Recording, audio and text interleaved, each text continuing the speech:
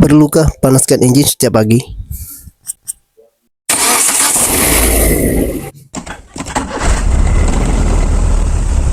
Ramai orang masih tertanya-tanya, perlukah kita panaskan enjin setiap pagi sebelum bergerak? Jawapannya, bergantung pada jenis kenderaan. Bagi kereta moden dengan sistem suntikan bahan api atau fuel injection, kita tak perlu panaskan lama ya. Cukup hidupkan enjin selama 30 saat hingga 1 minit sahaja supaya minyak enjin sempat naik dan melindungi bahagian dalaman.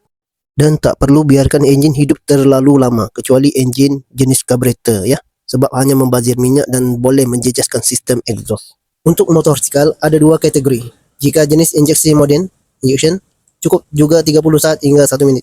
Kalau jenis carburetor lama, elok panaskan 2 hingga 3 minit supaya campuran minyak dan udara stabil, terutama pada waktu pagi atau cuaca sejuk lah. Dan akhir sekali, lori ataupun enjin diesel. Enjin jenis ini memang perlu lama untuk dipanaskannya. Panaskan antara 5 hingga 10 minit supaya minyak naik ke semua tempat dan tekanan dia stabil. Kalau lori jenis turbo diesel, jangan terus matikan. Tunggu hingga 2 hingga 5 minit supaya turbo tidak rosak. Jadi kesimpulannya di sini, kereta moden tak perlu lama panaskan. Motosikal carburetor perlu sedikit lama.